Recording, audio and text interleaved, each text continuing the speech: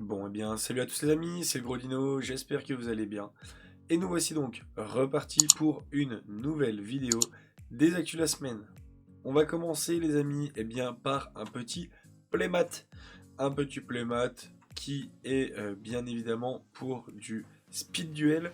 J'espère que ça ne sera pas une exclue OCG. Dessus, on peut bien sûr reconnaître dans le lion qui est dessus, qui est juste magnifique. En vrai, incroyable, j'espère vraiment qu'on l'aura chez nous, puisque le tapis est vraiment très très stylé. Malgré qu'en règle générale, le speed duel, personnellement, je suis pas très très fan, hormis les rééditions à l'intérieur qui sont des cartes parfois très intéressantes. Je pense notamment, il me semble qu'il y avait Cyclone Cosmique qui avait été réédité en secret, il y avait des Super Polis en secret, il y avait voilà. Donc, à part les cartes et le jeu en lui-même, j'ai un petit peu du mal. Mais bon, en vrai, si c'est pour nous sortir des goodies comme ça, il n'y a pas de problème, c'est tous les jours. Allez les amis, maintenant on enchaîne avec un autre leak pour les boosters The Infinite Forbidden. Un petit leak de l'image du booster qui est très très joli avec Exodia dessus. Franchement, il va être incroyable ce booster pour les joueurs qui aiment les anciennes cartes puisque déjà, au rappel, le booster sortira chez nous le 17 juillet.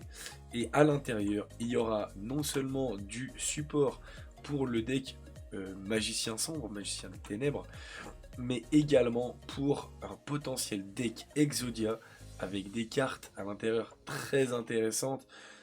Je vous propose de lire ne serait-ce que la fusion qui va sortir pour Exodia qui va être assez sympa.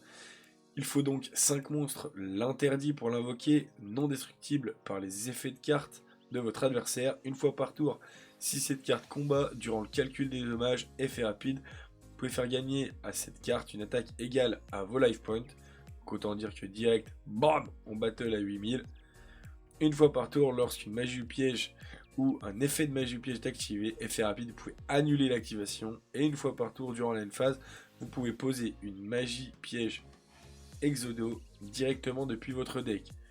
Une fois par tour également, durant votre stand-by phase, vous perdez 1000 life points. Ça évite, bien évidemment, qu'on fasse des battles à 8000 sans arrêt. Mais en vrai, il y a un monde où cette carte devient incroyable. Alors bien entendu, elle ne sera pas méta. Le deck ne devrait pas être méta, je ne pense pas. Mais des petits duels fun avec des decks Exodia, ça va être incroyable. On continue maintenant les amis avec la dernière actu avant de rentrer un petit peu plus dans le concret. C'est ce coup-ci des goodies qui sortiront pour l'instant en OCG uniquement qui seront disponibles entre le 1er et le 15 avril d'après ce qu'on peut voir. Des petits porte-clés, ma foi, je vais pas vous mentir pour une fois.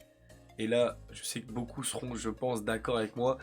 Si ça peut rester en OCG, c'est bien parce qu'en vrai, je les trouve vraiment pas dingues, hein, on va pas se mentir, je trouve ça pas ouf. Après, si ça arrive chez nous, bah tant mieux, mais je suis clairement pas client de ce genre de petits porte-clés qui je trouvais pas. Ils sont pas vraiment incroyables, quoi. Ils sont. Ouais, c'est original, on va dire. Voilà. On va donc enchaîner maintenant avec du contenu un petit peu plus concret puisque maintenant on va parler un peu plus méta puisque nous avons enfin eu la date ainsi que le lieu des championnats du monde qui se passeront donc aux États-Unis pour cette année. Ça se passera à Seattle le 7 et le 8 septembre. Ceux qui arriveront à se qualifier, félicitations à eux. À savoir que c'est très très compliqué d'avoir sa place. Il faut notamment finir premier d'un national, hein, donc si vous avez l'âme d'un grand duelliste et que vous arrivez à vous hisser à la première place, que ce soit du championnat de France ou d'Allemagne ou d'autres pays, félicitations à vous. Sinon, vous pouvez passer par la qualif un petit peu moins régulière, si je puis dire, puisque vous pouvez aussi vous qualifier au championnat du monde en passant avec les points que vous cumulez tout au long de l'année. Ça vous offre une place pour faire un tournoi qui lui aussi est qualificatif pour les championnats du monde. Ma foi, si vous arrivez à avoir votre place, félicitations, vous pourrez donc partir aux États-Unis faire ce championnat. Bon, et bien je vous propose d'enchaîner maintenant avec l'événement de ce week-end, puisque il y aura donc le WCQ de Besançon organisé par les Jeux de la Comté à la maison de quartier municipale. Les Jeux de la Comté qui ne sont clairement pas à leur premier coup, puisque c'est pas leur premier WCQ qu'ils organisent. Et par contre, je pense que c'est le premier WCQ où ils arrivent à réunir autant de personnes, puisqu'il est attendu entre 200 et 250 joueurs. Il y aura bien évidemment la possibilité de suivre l'événement via le stream officiel Konami, mais également via notre ami Corentin, notre ami Coco Raiden, pour ceux qui le connaissent, qui lui aussi castera l'événement. Je vous invite d'ailleurs fortement à aller voir sa chaîne Twitch que vous aurez bien évidemment en description. Il couvrira lui aussi l'intégralité de l'événement en espérant que vous avez réussi à prendre vos places, puisque les places sont parties très très vite. Personnellement, normalement je devrais être sur place, mais on est à l'abri de rien bien évidemment, mais normalement tout devrait bien se passer.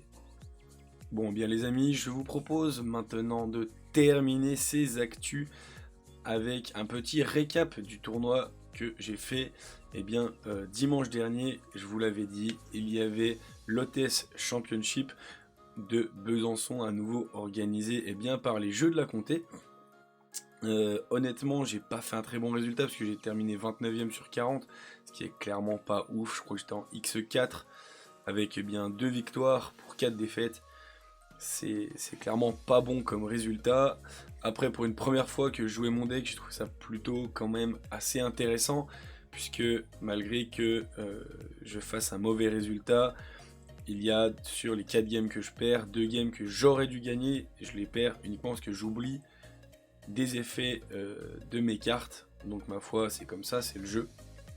J'étais là pour apprendre.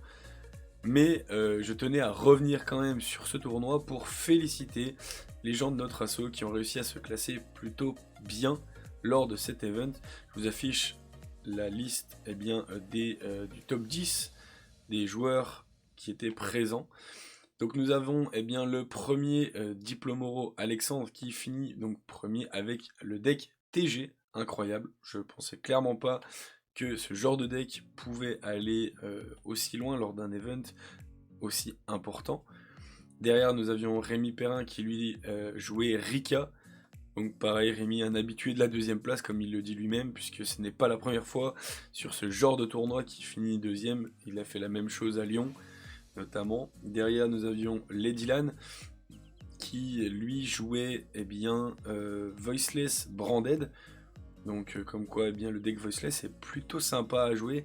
Lui jouait une version Branded. Je sais que certains préfèrent jouer pur, d'autres préfèrent jouer avec les runiques. Chacun voit midi à sa porte entre guillemets. J'ai vu aussi qu'on pouvait les jouer avec les Dritrons aussi. Ma foi, pourquoi pas hein. Pour l'instant honnêtement je tiens à le féliciter puisque il était en finale et malheureusement il perd la finale, ce qui fait que ça le rétrograde à la 3ème place. Et derrière nous avons Goyonoham qui jouait D-Link. Donc ma foi, félicitations à ce top 4 qui a réussi à se qualifier pour les championnats d'Europe. Et derrière nous avons malheureusement à la 5ème et 6ème place 2 membres de notre asso, notamment Johan qui jouait un deck chimère. Donc félicitations à lui, à une place d'arriver à top, c'est vraiment dommage. Et derrière nous avions Kevin qui jouait Snake Eyes. Et si on descend un tout petit peu plus bas, nous avions aussi Cyril Clay qui lui aussi jouait Snake Eyes et qui fait aussi partie de notre asso. Je vous avais partagé sa DL puisque lui avait obtenu sa qualification la semaine d'avant en terminant 4ème d'un OTS Championship à Lyon.